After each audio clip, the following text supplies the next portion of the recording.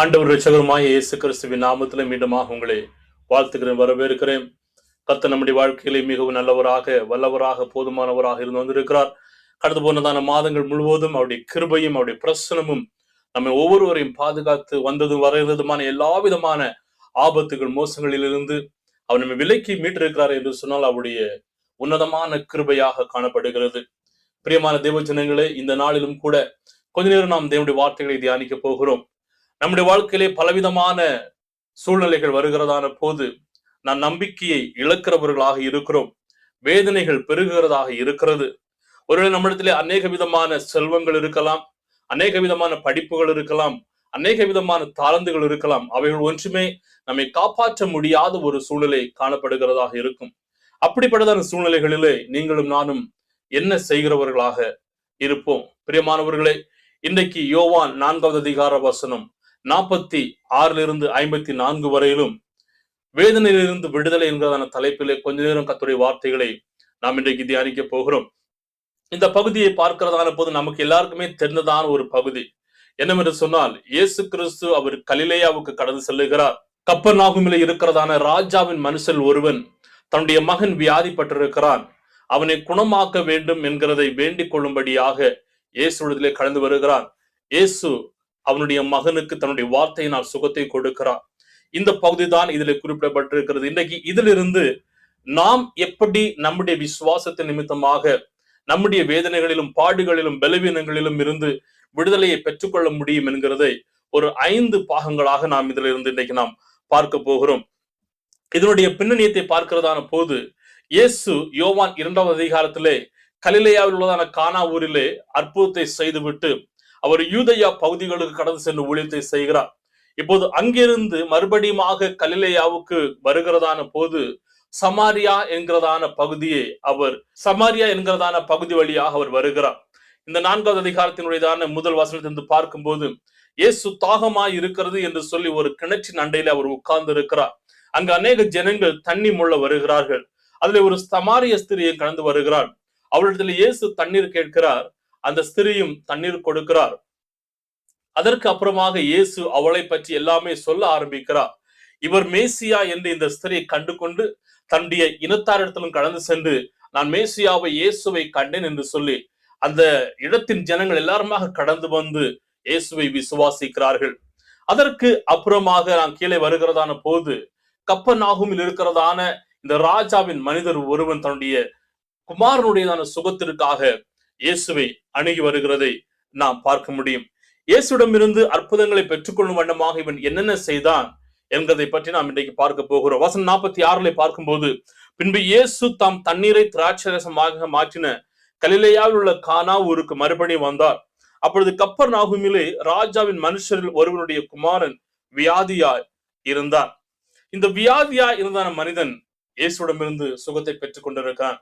5 வழிகளை இந்த மனிதன் மேற்கொண்டான்.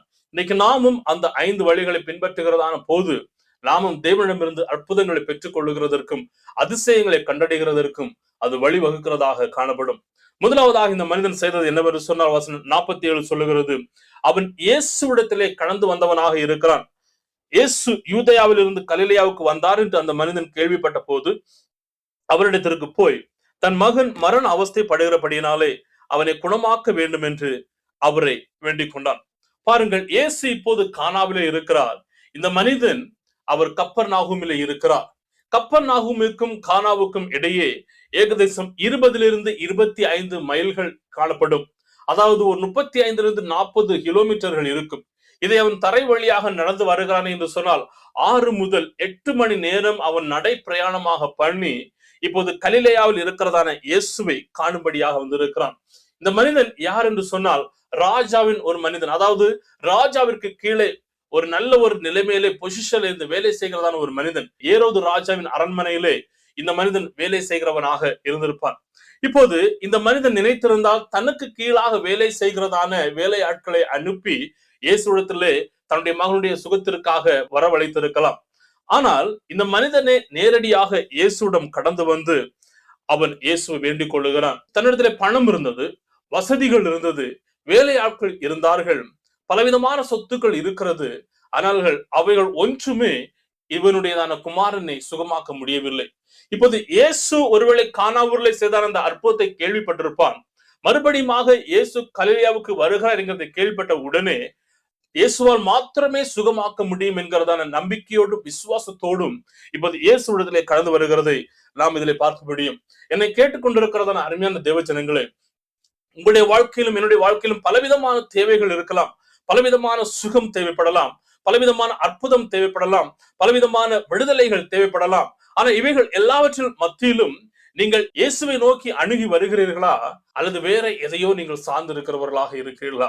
இயேசு இடத்துல வர வேண்டியது அவசியம். இயேசு இடத்துல வருகிறதான போது அவருடைய பிள்ளைகளை அவர் விடுவிக்கிறவராக இருக்கிறார். வேதம் சொல்லுகிறது மத்தேயு 11:28, வருத்தப்பட்டு பாரம் சுமக்கிறவர்களே, நீங்கள் எல்லாரும் என்னிடத்தில் வாருங்கள், நான் உங்களுக்கு இளைப்பாறுதல் தருவேன். இயேசு சொல்லுகிறார் யோவான் 6:37, என்னிடத்தில் வருகிறவனை நான் ஒருபோதும் புறம்பே தள்ளுகிறது இல்லை. பிரியமானவர்களே, நாம் அவரிடத்திலே வருகிறதான போது அவர் ஒருபோதும் நம்மை புறம்பே தள்ளுகிறது இல்லை. நாம் ஒன்றை புரிந்து கொள்ள வேண்டும். நம்முடைய வாழ்க்கையிலே காணப்படுகிறதான அதிகாரம், செல்வாக்கு, பணம், சொத்துக்கள் ஒன்றுமே நம்முடைய வாழ்க்கையிலே விடுதலைகளை கொண்டு வராது. இயேசுவால் மாத்திரமே நம்முடைய வாழ்க்கையின் சூழ்நிலைகளை மாற்ற முடியும். ஒரு மனிதன் அவன் வியாதிப்பட்டிருக்கிறான். அவன் ஒரு மிக பெரிதான மருத்துவரை பற்றி அறிந்திருக்கிறான். இந்த மருத்துவர் கொடுக்கிறதான மருந்துகளால் விடுதலை கிடைக்கும் என்று அறிந்திருக்கிறான், அல்லது அந்த மருத்துவரை பற்றி படித்திருக்கிறான். அதை அறிந்திருந்தும் படிக்கிறதும் மாத்திரம் இவனுடைய வாழ்க்கையில சுகத்தை கொண்டு வராது. இவன் அந்த மருத்துவரை அணுகி சொல்ல வேண்டும். அவன் செல்லுகின்றதான போதுதான் அவனுடைய வாழ்க்கையில அந்த மருத்துவர் அற்புதத்தை செய்ய முடியும். அதே போலதான் நீங்களும் நானும் நாம் தேவனை நோக்கி கடந்து வருகிறதான போதுதான் நம்முடைய வாழ்க்கையிலும் விடுதலை கடந்து வருகிறதாக இருக்கும். இயேசுவை பற்றி கேள்விப்படுகிறோம், இயேசுவை பற்றி செய்தித்தாள்களிலே படிக்கிறோம், டிவியிலே பார்க்கிறோம். அது மாத்திரம் நம்முடைய வாழ்க்கையில் விடுதலை கொண்டு வராது. நாமும் விசுவாசித்து அவரிடம் கடந்து வர வேண்டியது மிகவும் அவசியமானதாக இருக்கிறது. இரண்டாவதாக இந்த மனிதன் என்ன செய்தார் என்று சொன்னால், அவன் இயேசுவை தன்னுடைய வாழ்க்கையில அழைத்தவனாக இருக்கிறான். அதே 47வது வசனத்திலே நாம் பார்க்க முடியும். அவனை குணமாக்கும்படி வர வேண்டும் என்று இயேசுவை அவர் வேண்டிக் கொள்ளுகிறார். இந்த மனிதன் இயேசுவிடம் வந்து, ஆண்டவரே நீர் வந்து சுகமாக்கினால் என்னுடைய மகன் சுகமாவான் என்று அவர் சொல்லவில்லை. மாறாக, ஆண்டவரே நீர் வர வேண்டும், வந்து குணமாக்க வேண்டும் என்று இயேசுவை அவன் அழைக்கிறவனாக இருக்கிறான்.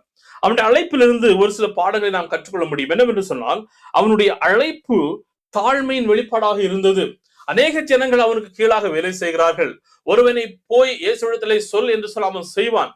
ஆனா அதை விட்டு விட்டு தன்னுடைய குமாரனுக்காக அவன் தானே கடந்து வந்தவனாக காணப்படுகிறார். அது அவனுடைய தாழ்மையை குறிக்கிறது. அவருடைய அழைப்பு இயேசுவின் மீது அவர் சார்ந்திருந்ததான அந்த நம்பிக்கையை வெளிப்படுத்துகிறதாக இருக்கிறது. இயேசுவால் மட்டுமே சுகம் கொடுக்க முடியும் என்று அவர் நம்பினதான அந்த நம்பிக்கையை அது காண்பிக்கிறதாக இருக்கிறது. அவனுடைய அழைப்பு தனிப்பட்டதாக இருந்தது. என்னுடைய வாழ்க்கையிலே, என்னுடைய வீட்டிலே, என்னுடைய மகனுக்கு இவருடைய சுகம் தேவை, எனவே இவர் வாழ வேண்டும். தன்னுடைய வேலை காரியங்களுக்காக இவன் இயேசுவை அழைக்கவில்லை, தன்னுடைய தனிப்பட்ட தேவைக்காக இயேசுவை அவன் அழைக்கிறவனாக இருக்கிறான். அவருடைய அழைப்பு அவருடைய வீட்டையும் உள்ளடக்கினதாக இருக்கிறது. இவன் இயேசுவை அழைத்தது அவனை மட்டுமல்ல, அவனுடைய வீட்டார் அனைவரையும் அதில் உள்ளடக்கினதாக நாம் பார்க்க முடியும். ஒரு கிறிஸ்தவ வீடு அதன் அலங்காரங்களினாலும் பாரம்பரியங்களினாலும் வரையறுக்கப்படுகிறது இல்லை. மாறாக இயேசுவின் பிரசன்னமும் அவருடைய ஆளுகையும் இருப்பதினாலே அது வரையறுக்கப்படுகிறதாக இருக்கிறது. எனவே என்னை கேட்டுக்கொண்டிருக்கிறதான அருமையான தேவஜனங்களே, இந்த இயேசுவை உங்களுடைய வாழ்க்கையில நீங்கள் அழைக்க வேண்டியது அவசியம். உங்களுடைய குடும்பங்களிலே அழைக்க வேண்டியது அவசியம். உங்களுடைய வேலை இடங்களிலே அழைக்க வேண்டியது அவசியம். நீங்கள் எடுக்கிறதான தீர்மானங்களிலே அவரை அழைக்க வேண்டியது அவசியம். உங்களுடைய இருதயங்களிலே அவரை அழைக்க வேண்டியது அவசியம். அப்படி நீங்கள் அவரை அழைக்கின்றதான போது இந்த தேவன் கடந்து வந்து உங்களுடைய வாழ்க்கையில் சூழ்நிலைகளை மாற்றுகிறவராக இருக்கிறார். ஒருவேளை எப்படிப்பட்ட சூழ்நிலைகள் வழியாக நீங்கள் கடந்து செல்லாலும் அவருக்கு முன்பதாக அது பரவாயில்லை, அவர் சூழ்நிலைகளை மாற்றுகிறவராக இருக்கிறார். நினைத்து பாருங்கள், இந்த ராஜனுடையதான மனிதன் அவனுக்கு ஒருவேளை பலவிதமான மருத்துவர்களையும் மருத்துவச்சிகளையும் ஒருவேளை தெரிந்திருக்கலாம். ஒருவேளை அவர்களிடத்திலே தன்னுடைய மகனை கொண்டு சென்றிருக்கலாம். ஆனாலும் அவனுக்கு சுகம் கிடைக்கவில்லை.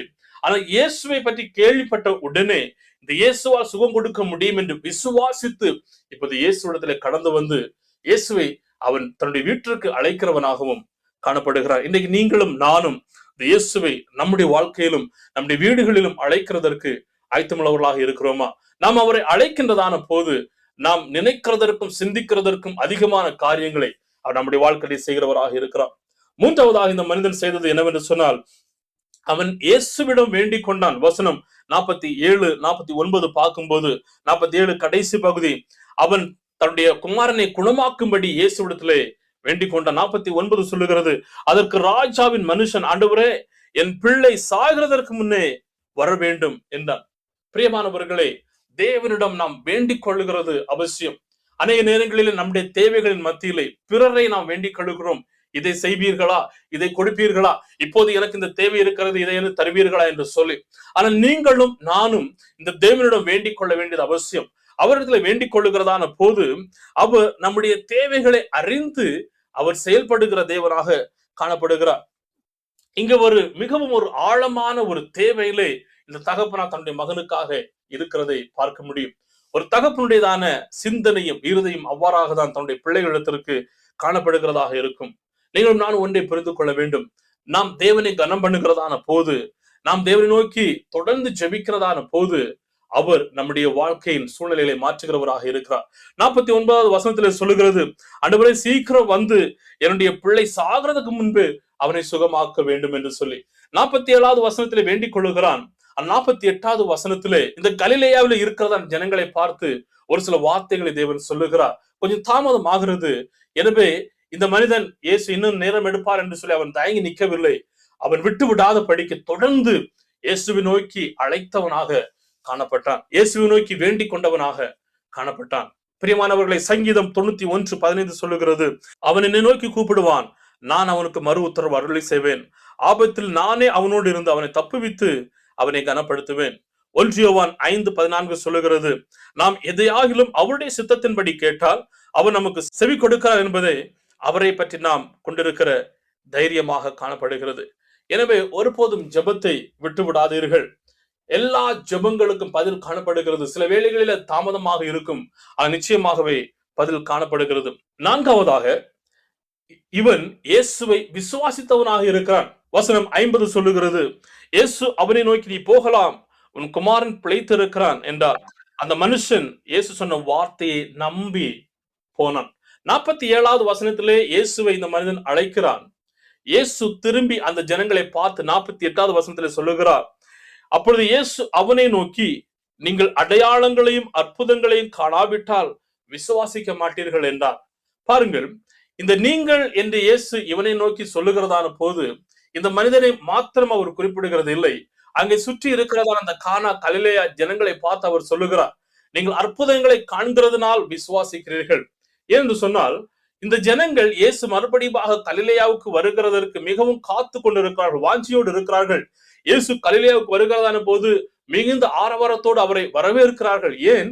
2வது அதிகாரத்திலே அந்த கானா ஊரிலே நடந்ததான அந்த அற்புதத்தை பார்த்தார்கள். கல்யாண வீட்டில் நடந்ததான அந்த அற்புதத்தை அதை பார்த்து இவர்கள் இயேசுவை விசுவாசிக்கிறார்கள். எதற்கு? இன்னும் அற்புதங்களை இயேசு செய்ய வேண்டும் என்று சொல்லி. ஆனா இந்த கலிலேயனாகிய மனிதன் இயேசுவை கேள்விப்பட்டு அந்த வார்த்தையை விசுவாசித்து அவன் கடந்து வருகிறவனாக இருக்கிறான், விசுவாசிக்கிறான். இப்போது கூட வசனம் 50 சொல்லுகிறார், நீ போகலாம், உன் மகன் பிழைத்திருக்கிறான் என்கிறதை கேட்ட உடனே அவன் நம்பி அவன் கடந்து சென்றான் என்று வேதம் சொல்லுகிறது. யோவான் 20:29 சொல்லுகிறது, தோமாவே, நீ என்னை கண்டதினாலே விசுவாசித்தாய், காணாதிருந்தும் விசுவாசிக்கிறவர்கள் பாக்கியவான்களாக இருக்கிறார்கள்.